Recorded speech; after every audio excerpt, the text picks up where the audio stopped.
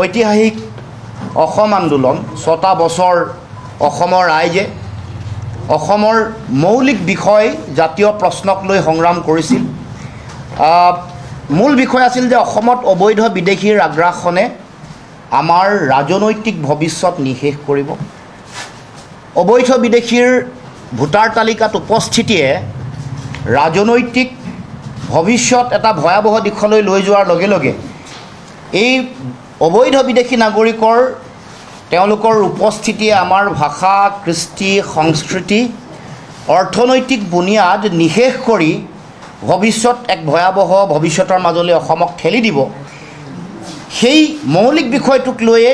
দীঘলীয়া 6 বছৰীয়া অসম আন্দোলন আৰু এই অসম আন্দোলনত 855 জনতকৈ বেছি শ্বহীদে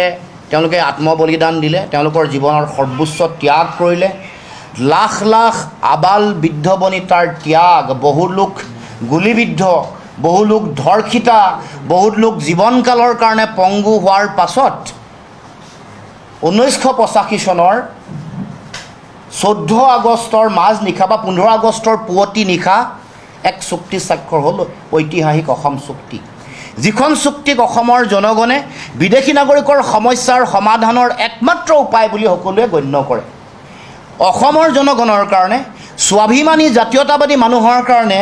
অসম চুক্তি আমাৰ সকলোৰে কাৰণে গীতা, কোৰাণ, বাইবেল। আৰু এই অসম চুক্তিক লৈয়ে অসমত প্ৰতিটো ৰাজনৈতিক দলে, ভাৰতবৰ্ষৰ প্ৰতিটো ৰাজনৈতিক দলেই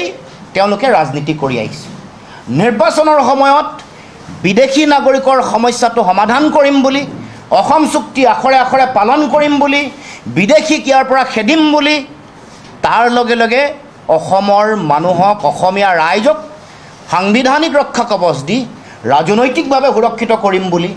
মাটি ভেটি ৰক্ষা কৰিম বুলি প্ৰতিশ্ৰুতি দিয়ে সকলোৱে নিৰ্বাচনী বৈতৰণি পাৰ হয়। কিন্তু আমি দেখিছোঁ যে যোৱা 40টা বছৰ সম্পূৰ্ণ হ'ব অহা কাইলৈ এই 4টা দশকৰ দীঘলীয়া প্ৰতাৰণা, আমাক অসমৰ জনগণক ঠগ প্ৰবঞ্চনাৰ এতিয়া তেওঁলোকৰ এক কাম কাজৰ জীয়া ইতিহাস আৰু দলিল হিচাপে পৰিগণিত হৈছে ৰাজনৈতিক দলবোৰৰ কাম কাজ। আৰু শেহতীয়াকৈ 2014 চনৰ পৰা বিজেপি দলটো দেশৰ ৰাজনীতিত আছে, দেশৰ শাসনত আছে। 10 বছৰ সম্পূৰ্ণ হৈ তৃতীয়টো কাৰ্যকাল 11 বছৰো সম্পূৰ্ণ কৰাৰ দিশত অগ্ৰসৰ হৈছে। গতিকে এই 11 বছৰীয়া পৰিক্ৰমাৰ সময়ত বিজেপি দলে, বিজেপিৰ দেশৰ প্ৰধানমন্ত্ৰী নৰেন্দ্ৰ মোদী ডাঙৰীয়া, অসমৰ দুগৰাকী মুখ্যমন্ত্ৰী সৰ্বানন্দ সোণোৱাল ডাঙৰীয়া আৰু হিমন্ত বিশ্ব শৰ্মা ডাঙৰীয়াই অসম চুক্তি, বিদেশী নাগৰিকৰ সমস্যা, সাংবিধানিক ৰক্ষা কৱচ, মাটি ভেটি, ভাষা, কৃষ্টি, সংস্কৃতিৰ ৰক্ষা, এই সকলো কথাত কেনেকৈ আমাক ঠগিছে, প্ৰতাৰণা কৰিছে, সেই সকলো কথাৰ আজি আপোনালোকৰ আগত অৱলোকন কৰিবলৈ আমি চেষ্টা কৰিম বা কৰিছোঁ। আজি এই শুভক্ষণত যিসকল মহান বীৰ পুৰুষে স্বদেশ আৰু স্বজাতিৰ সুৰক্ষিত ভৱিষ্যতৰ কাৰণে আত্মবলিদান দিলে,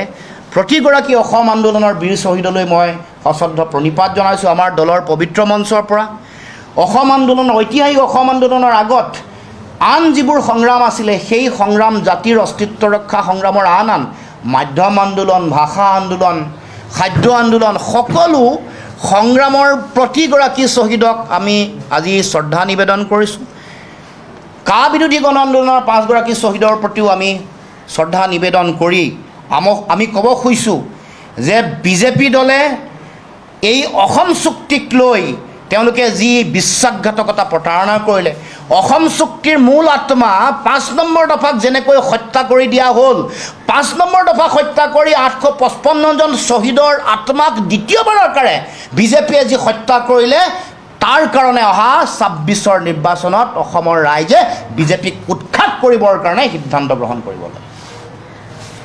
আপোনালোকে সকলোৱে জানে যে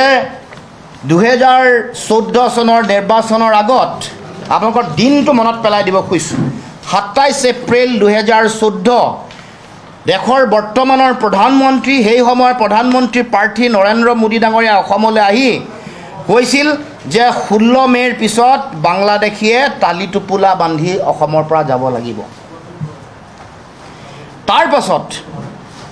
তাৰ পাছত 2016 চনৰ ভিজন ডকুমেণ্ট আপোনালোকে যদি চাই অসমৰ ৰাইজক তাৰমানে দৃষ্টিপত্ৰ অসমত বিজেপি দলে দিয়া দৃষ্টিপত্ৰত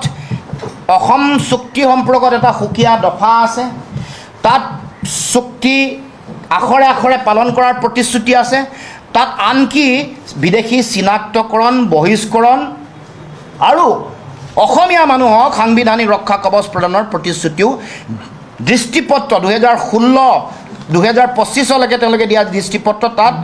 পেজ নম্বৰ তাৰ যিটো পৃষ্ঠা নম্বৰ 10ত চাব সেই প্ৰতিশ্ৰুতি তেওঁলোকে উল্লেখ কৰিছে কিন্তু তেওঁলোকৰ এই প্ৰতিশ্ৰুতিবোৰৰ বিপৰীতে তেওঁলোকে কৰিলে কি তেওঁলোকে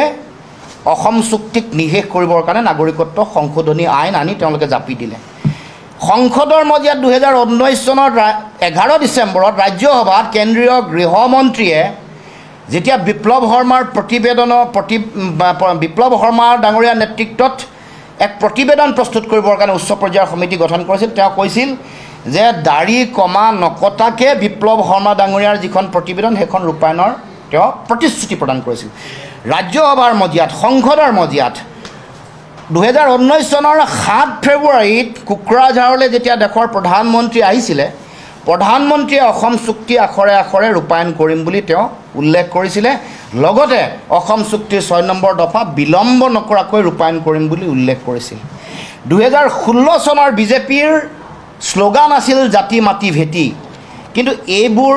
সকলো তেওঁলোকে দিয়াৰ পাছতো আমি দেখিছোঁ যে অসম চুক্তি ৰূপায়ণ কৰিবৰ কাৰণে কোনো কাম তেওঁলোকে নকৰিলে তেওঁলোকে 2014 চনৰ 31 ডিচেম্বৰলৈকে অতিৰিক্ত 43 বছৰ বিদেশীৰ বোজা তেওঁলোকে জাপি দিছে অসম চুক্তিৰ 5 নম্বৰ দফা সম্পূৰ্ণৰূপে নাইকিয়া নিষেধ কৰি দিয়া হৈছে চুক্তিৰ মূল আত্মাক য'ত বিদেশী চিনাক্তকৰণ বহিষ্কৰণ বা তেওঁলোকক ভোটাৰ তালিকাৰ পৰা নাম কৰ্তনৰ যিটো দফা আছে সেইটোক তেওঁলোকে হত্যা কৰি পেলাইছে তাৰ মানে 855 গৰাকী শ্বহীদক তেওঁলোকে দ্বিতীয়বাৰৰ কাৰণে তেওঁলোকৰ আত্মাক তেওঁলোকে হত্যা কৰিছে তাৰ পাছত তেওঁলোকে অসম চুক্তিৰ 6 নম্বৰ দফা যিটো দফাৰ মূল লক্ষ্য আছিল অসমৰ মানুহক সাংবিধানিক ৰক্ষা কবচ দিব আৰু তাত অসমীয়া কাক কয় অসমীয়া মানুহৰ সংজ্ঞা কি বিপ্লৱ শৰ্মাই বিস্তৃতভাৱে ইয়াত উল্লেখ কৰিছে আৰু আমাক 6 নম্বৰ দফাৰ আধাৰত কিয় আমাক সাংবিধানিক ৰক্ষা কবচ দিব কাৰণটো আছিল যে আমি যেহেতু 71 চনলৈকে অতিৰিক্ত 20 বছৰ বিদেশীৰ বোজা বহন কৰিছোঁ 51 চনৰ পৰা 71 লৈকে এই মাজত থকা যিখিনি মানুহ তেওঁলোকৰ বোজা ল'লোঁ গতিকে তাৰ আগত থকা যিখিনি মানুহ তেওঁলোকৰ যিটো ৰাজনৈতিক ভৱিষ্যত তেওঁলোকৰ যিটো অধিকাৰ সেইটো সুৰক্ষিত কৰিবৰ কাৰণে তেওঁলোকে সাংবিধানিক ৰক্ষা কবচ দিয়াৰ কথা আছিল আৰু সেইকাৰণে 51 চনলৈকে থকা যিসকল মানুহ তেওঁলোকে পাব লগা সাংবিধানিক যিটো সুৰক্ষা তেওঁলোকৰ যিটো ন্যায়িক সুৰক্ষা ৰাজনৈতিক সুৰক্ষা সেই সুৰক্ষা প্ৰদান কৰিবৰ কাৰণে আমি দেশৰ হৈ এখিনি মানুহৰ বোজা লৈছোঁ তাৰ কাৰণে 51 চনলৈকে থকা মানুহখিনিয়ে কিবা সুকীয়া মৰ্যাদা অধিকাৰ সাংবিধানিক সুৰক্ষা আমি পাব লাগিব স্পষ্ট কথা বহুতে ইয়াক ভুল ব্যাখ্যা কৰিব খোজে 5ৰ লগত 6ৰ সম্পৰ্ক আছে 5 দফাটোৰ লগত 6ৰ পোনপটীয়া সম্পৰ্ক দেশৰ সমগ্ৰ দেশত কাট অফ ইয়াৰ এটা বেলেগ আমি অতিৰিক্ত 20 বছৰ বিদেশী বোজা লৈছোঁ 20 বছৰ বিদেশী বোজা যদি আমি লৈছোঁৱেই তেতিয়াহ'লে আমাক 6 নম্বৰ দফাত দিম বুলি কৈছে 6 নম্বৰ দফাত দিম বুলি কোৱাৰ পিছত আজিলৈকে দিয়া নাই তাৰপিছত আকৌ 43 বছৰ আৰু অতিৰিক্ত বিদেশী বোজা জাপি দিব এই কথা কোনো কাৰণতে কেতিয়াও গ্ৰহণীয় নহয় কোনো কাৰণতে মানি লোৱা নহয় আমি পুনৰ আজি এই 4টা দশক 40 জোৰা প্ৰতাৰণাৰ যিটো পৰিক্ৰমা ৰাজনৈতিক বঞ্চনা প্ৰতাৰণাৰ যিটো দীঘলীয়া পৰিক্ৰমা সেই পৰিক্ৰমাৰ পৰা আজি আহি আমি উপনীত হৈ আমি পুনৰ উল্লেখ কৰিছোঁ যে আমি আমাৰ স্পষ্ট দৃষ্টিভংগী আমি কোনো কাৰণতে কেতিয়াও গ্ৰহণ নকৰোঁ জাপি দিলে সংখ্যাৰ লেখেৰে বলপূৰ্বকভাৱে অসমৰ মানুহৰ অস্তিত্ব ধ্বংসৰ মুখলৈ ঠেলি দি সেইকাৰণে এই বিষয়বোৰ ৰাষ্ট্ৰীয় প্ৰেক্ষাপটত উত্থাপন কৰিবৰ কাৰণে আমি ইতিমধ্যে চিন্তা চৰ্চা কৰিছোঁ 11 বছৰ আমি চালোঁ 11 বছৰে আনকি চুক্তি স্বাক্ষৰিত পক্ষৰ লগত এবাৰ প্ৰধানমন্ত্ৰী স্তৰত আলোচনা হোৱা নাই আচৰিত হ'ব 11টা বছৰ সদৌখন ছাত্ৰ সন্থাৰ লগত দেশৰ প্ৰধানমন্ত্ৰী এবাৰো আলোচনা কৰিবলৈ সময় নাপালে দেশৰ গৃহমন্ত্ৰী ৰাজনাথ সিঙৰ লগত আলোচনা হৈছিল মই সদৌ অসম ছাত্ৰ সন্থাৰ সাধাৰণ সম্পাদকৰ দায়িত্বত আছিলোঁ। তেতিয়া আমাক কি প্ৰতিশ্ৰুতি দিছিল আজিও আমাৰ মনত আছে। তেতিয়া কৈছিল যে সীমান্ত চিল কৰা হ'ব, সীমান্তত তেওঁলোকে যিবোৰ পানীয় নদী অঞ্চল আছে তাত ফ্লটিং বিয়পি হ'ব, লেজাৰ গাইডেড টেকন'লজি ইজৰাইলৰ পৰা আমদানি কৰিব, সীমান্ত নিৰীক্ষণ কৰিবৰ কাৰণে সুকীয়াকৈ তেওঁলোকে কৃত্ৰিম উপগ্ৰহৰ ব্যৱস্থা কৰিব, আৰু সীমান্ত পৰিদৰ্শন কৰি ক'ত ক'ত আমাক কৈছিল ক'ত ক'ত আৰু খালী ঠাই আছে মাটি অঞ্চল নদী অঞ্চল সকলো চাই সৰজমিন তদন্ত কৰি তাৎক্ষণিকভাৱে আমি সীমান্ত চিল কৰিম। লগে লগে কৈছিল যে অসম চুক্তিৰ বিদেশী চিনাক্তকৰণ বহিষ্কৰণৰ ব্যৱস্থাটো তেওঁলোকে ক্ষিপ্ৰতাৰে আগবঢ়াই লৈ যাব, আৰু মানুহক সুৰক্ষা দিবৰ কাৰণে চিনাক্তকৰণ বহিষ্কৰণ প্ৰত্যাৰ্পণ ভোটাৰ তালিকাৰ পৰা নাম কৰ্তন দীঘলীয়া ন্যায়িক এটা প্ৰক্ৰিয়া। গতিকে তাৰ আগত কিন্তু মানুহক সাংবিধানিকভাৱে সুৰক্ষা দিম, এইটো দেশৰ গৃহমন্ত্ৰীয়ে ৰাজনাথ সিঙে আমাক প্ৰতিশ্ৰুতি দিছে। কিন্তু এইবোৰ কি ফল প্ৰতিশ্ৰুতি? ইমান তাৰমানে দেশৰ প্ৰধানমন্ত্ৰী আৰু অসমৰ মুখ্যমন্ত্ৰীসকলে এই বিদেশী নাগৰিকক লৈ তেওঁলোকে ভোট লয়,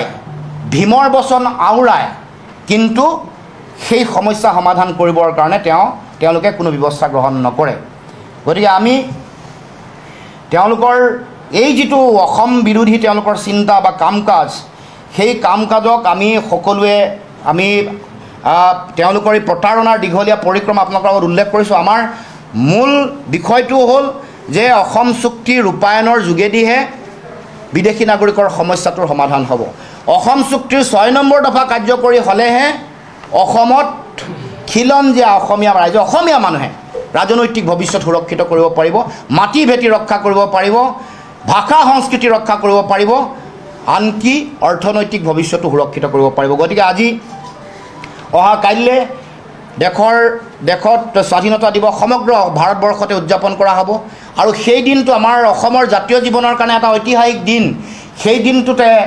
ঐতিহাসিক অসম চুক্তি স্বাক্ষৰ কৰা হৈছিল। গতিকে আজি এই দিনটোত আমাৰ স্পষ্ট দৃষ্টিভংগী, বিজেপি চৰকাৰে অসমৰ জনগণক যোৱা 11 বছৰ ধৰি অসমত 9.5 বছৰ হ'ব বিজেপি চৰকাৰ, তেওঁলোকে কেৱল মাত্ৰ অসম চুক্তিক লৈ ৰাজনীতিহে কৰিলে। অসম চুক্তিক আখৰে আখৰে পালন কৰিম বুলি, বিদেশী টালি টোপোলা বান্ধি যাব লাগিব বুলি, অসম চুক্তিৰ 6 নম্বৰ দফা দাড়ি কমাসহ উন্নীতকৰণ কৰিম বুলি কিন্তু কোনো কাম নকৰিলে। গতিকে এতিয়া অসমৰ জনগণে বিজেপিয়ে অসমক কৰা বিশ্বাসঘাতকতা প্ৰতাৰণাৰ উত্তৰ ৰাজনৈতিকভাৱে সামাজিকভাৱে দিব লাগে।